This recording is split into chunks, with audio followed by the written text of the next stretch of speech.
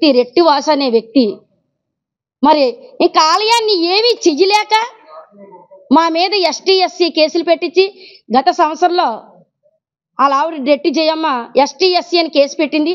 ఆవిడ SC ST కాదని చెప్పి మళ్ళీ నార్మల్ కేసులోకి మళ్ళీ కిందకు పంపి అది ఎఫ్ఐఆర్ చేయడం జరిగింది. ఇంకా నిన్ను ఇదే కాదు, ఇంక ఈ ఆలయాన్ని ఏం చెయ్యలేక ఇది హైకోర్టు హవాలో ఉంది. ఇంకా ఆలయాన్ని ఎవరు ఏం చేయడానికన్నా హైకోర్టు వారి ఆధ్వర్యంలో నడుస్తుంది ఈ యొక్క ఆలయము. ఎందుకంటే మా నుంచి ఇలాంటివన్నీ వస్తాయని హైకోర్టుకి వేయడం జరిగింది. ఈ ఆలయ ట్రస్ట్ ద్వారాగా అన్ని కార్యక్రమాలు మరి జరుగుతున్నాయి. ముందుగా చెప్పవలసింది ఏంటంటే నేను ఏ పార్టీలోని లేను, ఏ రాజకీయ పార్టీకి కూడా నాకు అంకితం కాదు. అన్ని పార్టీలు వదిలేశాం, అన్ని పార్టీలకి రాజీనామా చేసేసాను.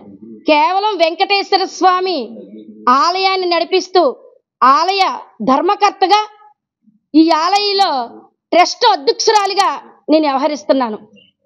అనువనున స్వామికి జరిగే కైంకర్యాలన్నీ కూడా టైం టు టైం తిరుపతిలో ఏ విధంగా అయితే జరుగుతాయో ఆ విధంగా ఈ ఆలయంలో నిర్వహించడం అన్నది మరి మాకెంతో ఆ స్వామి దయతో నడిపిస్తూ ఉన్నాం.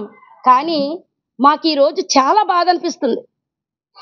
ఈ ఆలయంలో ఇన్ని విధాలుగా ఇన్ని ఆటంకాలు వచ్చినా మేము నడిపిస్తూ ఉంటే మా మీద బురద జల్లే కార్యక్రమం పెట్టారు.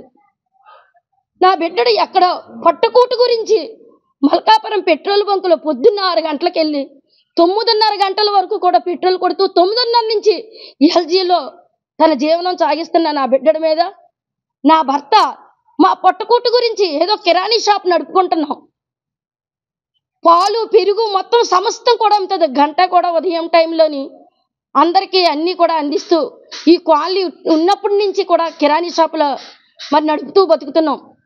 ఈ ఆలయం నడపడమా, ఈ ఆలయం కట్టడమా, ఇన్ని కంప్లైంట్లు ఇచ్చినా ఎక్కడ వీళ్ళు తగ్గలేదు. ఏదో విధంగా వీళ్ళ మీద బురద జల్లారి అని చెప్పి 24వ తారీఖున దొంగ దొరికి మేము అప్పచెప్తే 28వ తారీఖున ఆ కేసులో ఉన్న దాలి విజయ్ అనే వాళ్ళ అమ్మగారి దగ్గరికి వెళ్ళి తప్పుడు కేసు ఎస్టీ ఎస్సీ రెట్టివాసు అనుచరుడైనటువంటి టీడీపీ పార్టీలో ఉంటున్నామని చెప్పి రెట్టివాసు అనుచరుడైనటువంటి వాళ్ళ అమ్మ దగ్గరికి వెళ్ళి ఎస్టీ ఎస్సీ కేసు నమోదు చేసి 28ని కేసు పెట్టిన తర్వాత పోలీసు వారు ఏ రోజుని అది ఎఫ్ఐఆర్ చేశారు. నిన్న జరిగిన 10వ తారీఖున ఎఫ్ఐఆర్ చేశారు. అది ఎంత రాజకీయం అండి? 28 నెట్టినట్టుగా ప్రూఫ్ చేశారు, నిన్న 10వ తారీఖుని ఎఫ్ఐఆర్ చేశారు. మా మీద ఎస్టీ ఎస్సీ కేసు, అలాగే ఆ ఇంట్లో ఉన్నటువంటి మతి స్థిమితం లేని అమ్మాయిని మరి గుండెల మీద చెయ్యేసి తోసినట్టుగా తిట్టినట్టుగా మరి అవన్నీ కూడా మా మీద అభియోగం మోపు చేశారు. కానీ చాలా బాధాకరం అండి.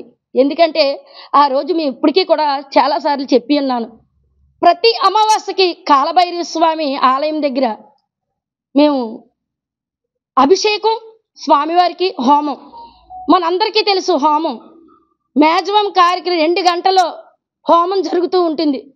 7 గంటలకి అభిషేకం స్టార్ట్ చేసి 10:30 వరకు కూడా కాలభైరవ స్వామి మహాహోమం జరుగుతుంది.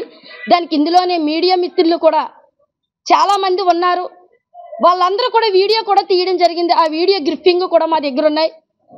ఆ రోజు జరుగుతున్నటువంటి ముందు రోజే మేము ప్రతి అమావాస్యకి కూడా స్వామి గురించి పలానా రోజు పలానా కార్యక్రమం ముందుగానే స్వామి గురించి మేము వాట్సాప్ల ద్వారాగా మరి ప్రెస్కి ఇవ్వడం జరుగుతుంది.